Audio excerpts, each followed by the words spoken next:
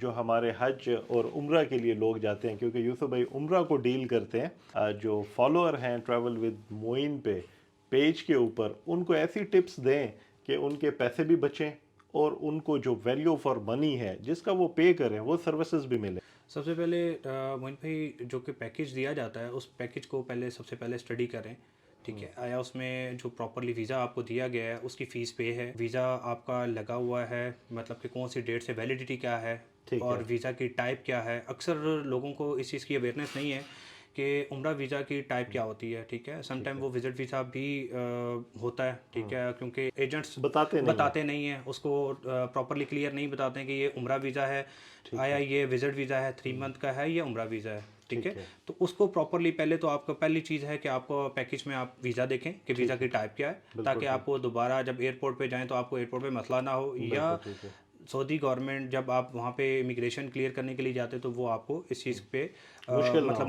मुश्किलात ठीक ना है। आए। ठीक बिल्कुल है, ठीक है। सेकंड पॉइंट ये है कि आपका टिकट का है, टिकट देखना चाहिए आपको कि टिकट कौन सी एयरलाइन का है, उसकी टाइम क्या है। और इसमें ये होता है कि ज़्यादातर सऊदी एयरलाइन, पीआईए और सरीन, इनके ठीक ग्रुप्स चल रहे होते हैं। ठीक है, बिल्कुल ग्रुप्स ठीक भी है। चल रहे होते हैं, इंडिविजुअल भी चल रहे होते हैं, लेकिन हमारी रिकमेंडेशन ये होती है कि ज़्यादा से ज़्यादा आप सऊदी एयरलाइन पे ट्रैवल करें। ना ही उनका टाइम डिले होता है। ठीक ठीक है। है, और वो प्रॉपर अपनी टाइम पे ट्रैवल कर रही होती है। और सेकंड थिंग ये है कि कंफर्टेबल है, जहाज़ सर्विसेज अच्छे होते हैं, बेहतर है सर्विसेज ओवरऑल। बहुत अच्छी हैं ठीक है। उनकी।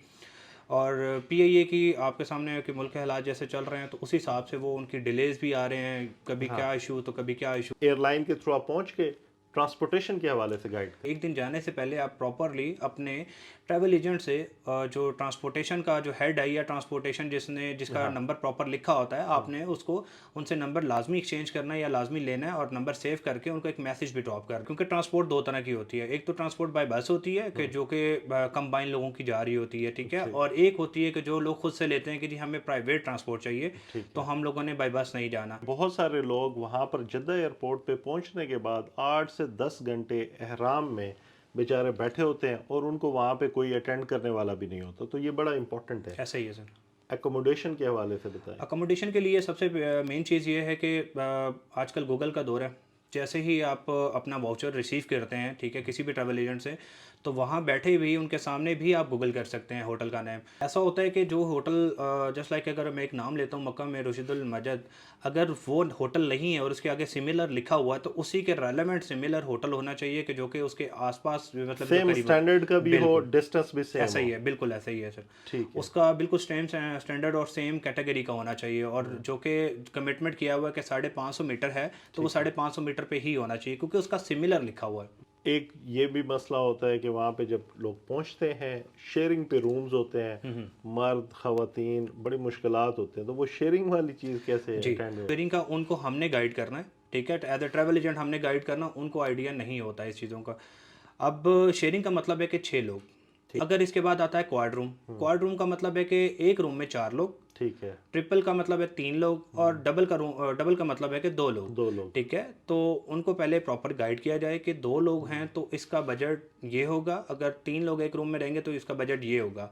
और इस तरीके से जो 6 लोग हैं, पड़ता तो वो सस्ता है। ठीक है, वो मतलब कि आपको 6 बंदों पे डिवाइड हो जाता है लेकिन सस्ता पड़ता है, लेकिन उसमें ये होता है कि आपको प्राइवेसी का इशू होता है। ठीक है, एक फैमिली है तो वो ज़्यादा लोग होते हैं, और वो को कहाँ से आए हुए कहाँ से नहीं आए हुए, क्योंकि वहाँ पे कॉन्सेप्ट ये नहीं है कि मेल्स और फीमेल्स का अलग अलग करना है। हाँ ठीक है, हाँ वो एक हाँ। ही रूम में वो उन्होंने उनको नंबर फिट ऑफ कर देते हैं। नंबर ऑफ बंदे पूरे करने होते हैं उन लोगों ने। अच्छा, एक तो ये है कि शेयरिंग पे रूम्स हैं, दूसरा लोग वहाँ पे पहुँच के अपने लिए खुद भी अरेंज करते हैं, उसके बारे में क्या कहते हम लोगों ने पूरे मंथली या ईयरली उनको किराया दिया होता है। होटल हमारे बुक होते हैं, तो वो ऑलरेडी जो बुक होते हैं तो वो किसी को होटल किसी का रूम नहीं दे सकते हैं। हैं। हाँ ठीक है, सही तो बात है। सबसे मेन पॉइंट ये है कि आपको वहाँ पे बहुत ज़्यादा ख्वारी काटनी पड़ करने जाती है, पड़ते हैं, इस हाँ। वजह से कि आपके पास होटल्स नहीं है, और वो होटल वहाँ के जो लोग होते हैं वो फिर उसको डबल कीमत में देते हैं। हाँ ठीक है, हाँ, मिल उन्हें तो भी जाते समझ हैं आ जाती है, और वो हाँ। थक भी जाते हैं, फिर वो उम्रा परफॉर्म करना होता है, वो उम्रा बहुत मुश्किल से परफॉर्म करते हैं। ठीक करते है, हैं, हाँ। तो यूसुफ भाई, एक कॉन्सेप्ट ये भी है कि आप मक्का में हैं, मदीना में हैं, वहाँ पे आप किसी किस्म का गिला ना करें,